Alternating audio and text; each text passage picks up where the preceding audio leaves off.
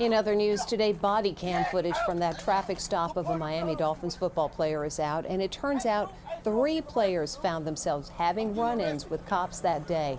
Tyreek was stopped by officers and forced to the ground. And when 2 of his teammates stopped to see what was going on, one of them also ended up in handcuffs, prompting many to ask if the cops went too far.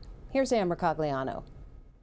It's the just-released police body cam footage from the traffic stop involving Miami Dolphins superstar Tyreek Hill. Hey, don't knock on my window like that, man. Things go wrong from the first moments of the encounter. Why don't you have your seatbelt on? Don't knock on my window. Why don't you have your seatbelt on? Knock on my window like that, though. As one cop walks away, you can hear him tell his colleague it's Tyreek Hill.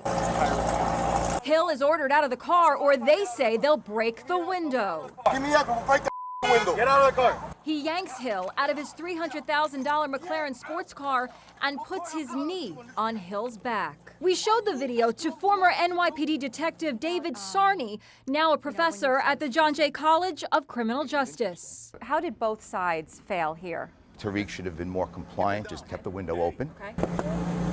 Keep your window down. Then it got aggressive. You could see the actions of the police went a little bit over the line for a summons for excessive speed at that point. Hill was ordered to sit. I just had surgery on my knee. Bro.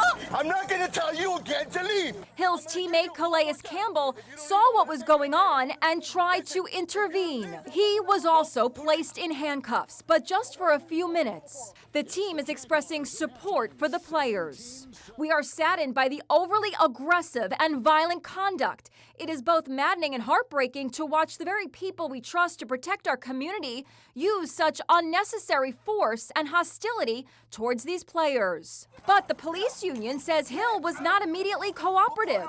It is always best to obey lawful police orders and complain later. Appearing on CNN last night, Hill tried to explain why he was reluctant to lower the car window. If I let my window down, like people walking by, driving by, they're gonna notice that it's me, and they're gonna start taking pictures. And I didn't want to create a scene at all. Gail King says, in her opinion, there was fault on both sides. I feel very differently from what I heard yesterday compared to what I see today. I think they both should have handled it differently. Give me up and we'll break the window. Get out of the car. Tyreek Hill's rep says they are considering legal action.